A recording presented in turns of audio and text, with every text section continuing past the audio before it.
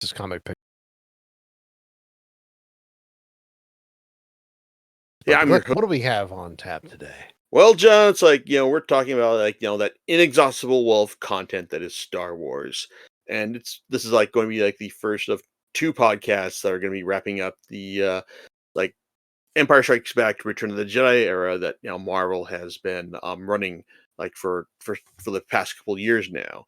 So, and this is basically the story of of their like a mainline Star Wars title. Like it's basically it's the flagship of what have Luke, Leia, and company been up to since the events of Empire Strikes Back. And the person chronicling this has been none other than Charles Soule. Now, Soule is someone who I've talked about many times on this podcast before and in the blog as well. But he's someone who has had a long association with Star Wars, even before he got this gig chronicling the main series. He did the Lando series at the start of when Marvel got the Star Wars license back from Dark Horse. He also did the Obi-Wan and Anakin miniseries as well, and he's chronicled not one but two ongoing series, the Poe Dameron ongoing series and the Star Wars series and the Darth Vader series that tracked what Darth Vader was up to like at the end of Revenge of the Sith. I've also talked about as well. Soule is someone who I've classified before as a ruthlessly competent writer, and I think that he's delivered a lot of entertaining stuff, and then stuff that has been generally just fine. I think that the best way to describe him is that he's a writer whose ceiling is relatively close to the floor in terms of his overall quality. You're not going to get something that is going to blow your mind in terms of the stories that he's writing, but you're also not going to get something that is resolutely terrible as well. And that's kind of kind of good way to sum up his work on this Star Wars series that he wrote for 50 issues. There's a lot of good quality stuff that bridges the gap between Empire to Jedi. It's and overall it's I think that that what he does here is is worth reading, even if maybe you don't need to necessarily bother with the final volume, though I'll get to that in due time. But you may be thinking that, hey, wait a second. If we're talking about the period from Empire to Jedi, that basically means that you're not dealing with one of the big, most important characters of the entire franchise, Han Solo, because he's basically being like a carbon free skull, in Jabba's palace this whole time. Well, Soule has a plan for dealing with that. In fact, he did a whole crossover that I talked about a couple of years back. But also, Soule is not really concerned with not having Han to write about here, because as far as he's concerned, he's got a much more charming and charismatic rogue to write about. That's right, Lando Calrissian. And really, it's more than anything else, his entire run is basically all about showing you how Lando Calrissian came to be part of the rebels cause, more than anything else. And I think that he does a good job with that, because at the very beginning of it, with his initial arc, it's the Destiny Path. It picks up right after they've escaped. Everyone in the Millennium Falcon has escaped from Darth Vader. It's at the end of Empire Strikes Back, and they're trying to now figure out how do we hook back up with the main rebel fleet. And Lando is just not really keen on that, because he kind of wants to live, but everyone else on the Millennium Falcon is just trying to figure out how do we how do we get back into the fight. Well, turns out that getting back into the fight is a lot harder than initially thought, because with the rebel fleet scattered to the scat have like having escaped Hoth. They're trying to find a way to regroup, but it turns out that well, the Empire's cracked their codes, and it's like in the Empire who like in the person who was like leading the Empire fleet that is like that is trying to like track them down, like Elianzara, like she like has a very like personal like mad on to settle with the like with the rebels here because she was someone who was like trained by Grand Moff Tarkin, and while she may have like fallen out of favor with him after botching a mission he sent her on, like now she has a chance to like redeem herself, and she's determined to take out the rebels no matter what. So even if the last minute like appearance of the of the Millennium Falcon at the rendezvous point does kind of put a damper on her plans, she is like determined to wipe them out and bring and redeem her her name in the process. And that's the thrust of the first few volumes. Like as she wants to let the let the rebels know that she is determined to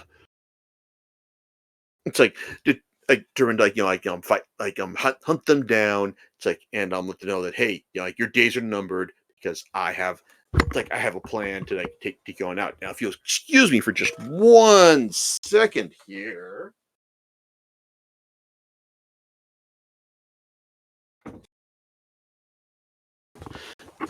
Sorry about that, everyone. It's like my cat Boots needed to be let out for a second.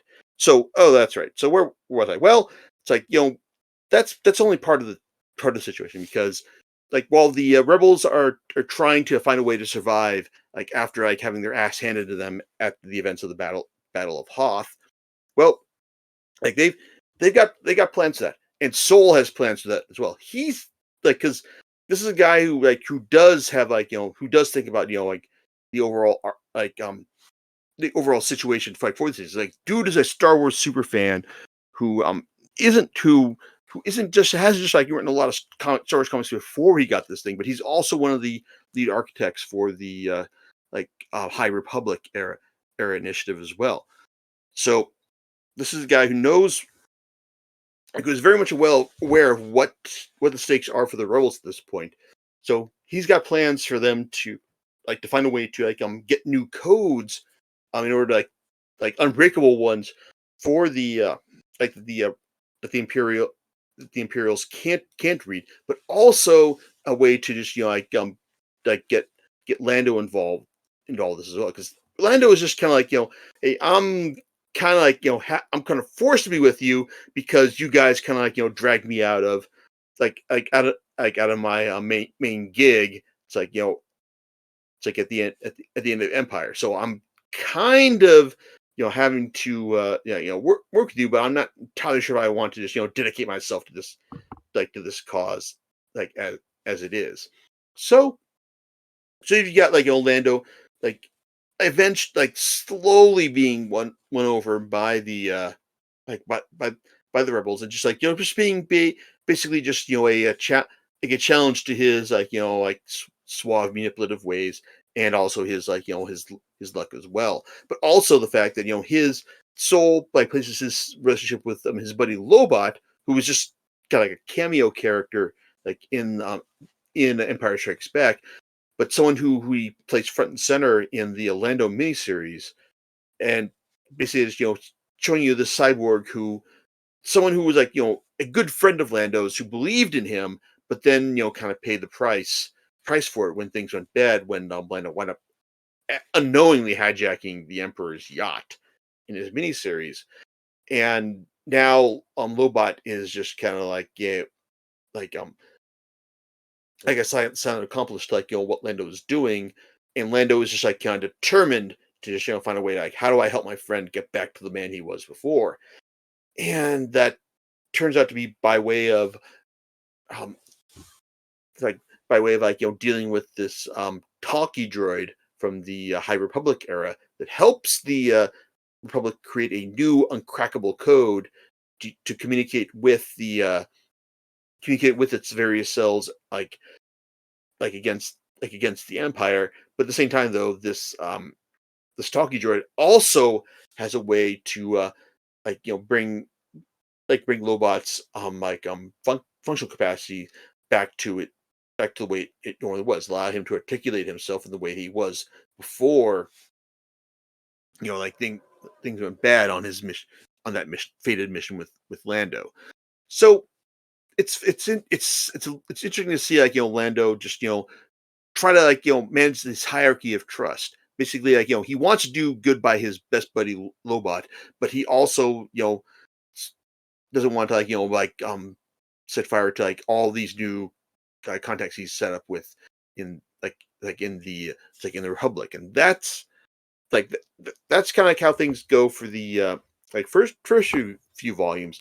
But then as things go further, Lando slowly becomes more enmeshed with the rebel cause, helping them, get involved with with the missing Kezarak fleet through the acquisition of a Nihil drive, by way of Amal and Holdo, who, Soul also loves working in connections to the sequel trilogy, which we'll see later on.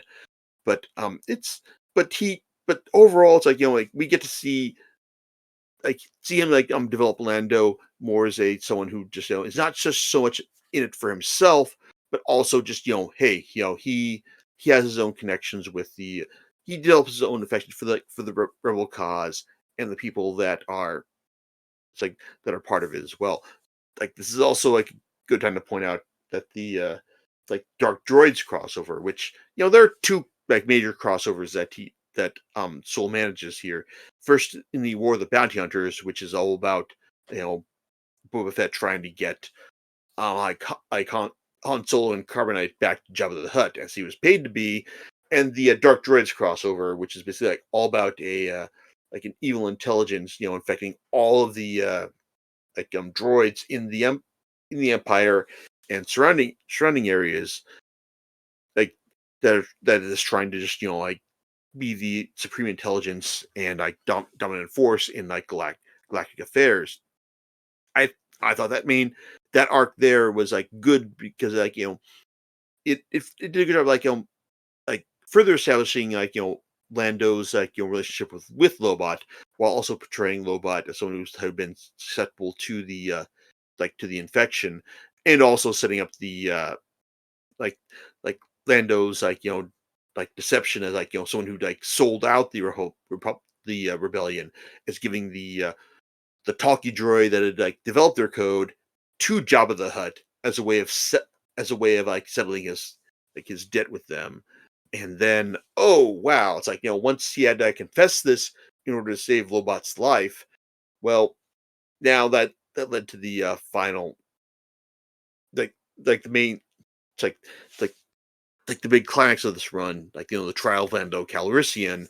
It's and he had to call in favor from his big from a lawyer, Sally Giorgio, in order to save his ass in front of the New Republic Tribunal, sorry, the Rebellion Tribunal. It's that they were trying to nail his ass to the wall because General Crix Medine, head of Rebellion intelligence, was just wanted to airlock this guy, but Mon Mothma basically said we have to give this guy a proper trial because we are a volunteer militia more than anything else, and matters of morale, it's our paramount here. Now, I I guess the thing is rereading this, it's did give me a better appreciation for how Soul developed Lando's morality over the course of the series. As someone who's more in this for himself than anything else, but then someone who eventually developed a more of an affection for for the cause, and then how he had to wind up squaring that with the actions he took in order to save his buddies as well. So I and I wrote in my review of volume 8 of the series, The Sith and the Skywalker, which contained the trial of Lando Calrissian, and I think so that it didn't hit quite as well because like basically said that Lando did bad stuff, and that was kind of swing. I was kind of hoping like that slate would be wiped clean, but in the end though, it's like you kind of have to understand that Lando was has this hierarchy of like loyalty, first to his friends, then to his causes and whatnot. And I can and I understand that. I mean, like I understand why he did the things he did. He, why he did what he did, and I can understand like why Soul felt the crux of the story was needed to like convince the tribunal that hey yeah, he's guilty, but at the same time, you don't want to convict him. So what can you do? What can he do in order to get around that? And I guess my big issue with that was I was kind of hoping like for some sort of absolution, like for Lando, but that's not in the cards though. It's like he did bad things, and he's going to like have to like work work things out in the end in order to like be fully absolve them later on, like to the tune of 250 million credits, which is hey more than what Mothra was worth to them in that storyline as well. So in terms of framing this story as a big old thing about like Lando Calrissian and his worth to the series as a whole, I don't know. I rereading this, I do think that he that Soul did a good job of framing like Lando's um like personal journey from from just, like self interest to like devoted follower, like to the point where you can believe that this guy would be like a general in in the events of Return of the Jedi. So that so I appreciated that even if I don't know, it's like maybe I was hoping for more, I guess, a more black and white resolution, if you were. But that that being said, that there's also other like good stuff as well. It's like from like showing you how Princess Leia deals with the fallout from from the destruction of Alderaan over the course of the series, and just how she like stands up to Commander Zahra's um like actions in the first half of the series, and also like like portraying like Luke's growth from just like Jedi Greenhorn to proper Jedi Knight, like over the course of the series. I mean, when you see him in the like the all black Jedi getup in Return of the Jedi, I mean, this is something that happens like over the course of the end of the like his run, but it feels proper. It feels something that's earned. So like the bit in the Sith and the Skywalker in volume 8 when Luke tries to heal a corrupted kyber crystal by like that has been like infused by the pain and anger of a dark sider. It's like it actually feels like like earned, and like how Luke doesn't actually like have to like fight it, like he actually has to display like genuine empathy like for the person who has been hurt by the by these dark by the use of the dark side here. So yeah, it's like his work with Luke here is solid. It's like, and I think that generally it's like there's a lot of like good stuff here that that fills in the like the blanks, and some of it can feel like box ticking, like this had to happen, but overall it's like these 50 issues that Soul does are like are pretty solid, and so they tell you like a a nice continuous story, like from the end of Empire to the beginning of Jedi. It's like with all the like with all the characters like having their own personal like arcs as well. It's pretty solid, and if anything, yeah, I'd say you definitely should check out volumes 1 through 8 as well. That being said, I will say that that this being the second proper Star Wars series that Marvel has done, well, there is like the issue of like who's illustrating it as well, because well, in the first run, like they threw their A list at it. People who were just like some like the best Marvel has to offer. Like John Cassaday, Stuart Immonen, Lanil Franciscu, Jorge Molina, Salvador LaRocca, like lots of great artists like from the series from beginning to end. And this volume, well, I don't want to like denigrate like any of the artists here, but Jesus Size did some really great work on the first arc, but just that first arc, because he just jumped ship immediately after that. Ramon Rosanas was mostly the artist, like for the first half of the series after that, and I think that I was probably a bit too hard on him on the it's like my reviews of the like subsequent volumes, because like he's a good solid storyteller, and he does some good solid detail in his art as well. But I wouldn't say that he's got a lot of flash, stuff that makes you go, "Whoa, that's stylish, man." But then you get to the back half of the series, and that's when Madabek Musbekov takes over as the main artist, and dude is really great in terms of like delivering action, flash, and detail like in his work. And it's like and seeing and like the fact that he just like does the majority of the work after volume issue 25 is like really a sight to see. Basically, I can only see him going on to do bigger and better stuff after this, even if his next major project is a Jedi series with Mark Guggenheim afterwards, which I'm sure is going to look great. Whether or not it's like on the same level as the writing, we'll see about that. But I guess it's kind of time to talk about like the one volume I haven't written about, and that's volume 9. It's like the Path of Light, which is basically the final volume of Soul's run, and it's also basically kind of like an extended epilogue as well, because hey, volume 8 was the was basically like, like Lando's like big final storyline, like with his trial and all. And well, the Path of Light collects three whole issues, 48 through 50. 50 is double size because of course it is.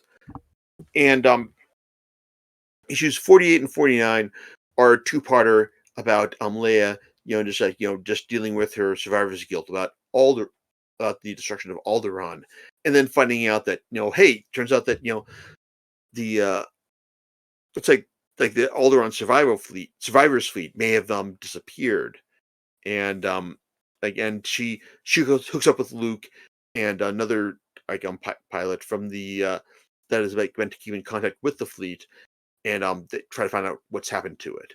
Well, what's happened to it is the fact that someone from the original part of like Soul's Run is back, and it's kind of like, oh god, it's like, really? I mean, like, this person like had a proper end as well, but you just can't like leave things alone as it is. So it's kind of like, fine. It's like you just want to bring this person back as a final villain. Okay, I get that. I get why Soul wanted to bring them back, but it feels kind of like like silly and a bit ridiculous. I mean, I can understand like it's a way to just have Leia like like get confidence, and like and understand like why she is why she has to like continue to fight to make sure that like Alderaan never happens again. It's it's okay, but like the it just feels like really kind of dumb, and like not necessarily something I really would have like want. I would really appreciate the that that original the storyline that this villain like had died in was left to be it. you know so it's okay, and then the get the final issue 50, fully illustrated by Mr. Musbekov in his like in his great style.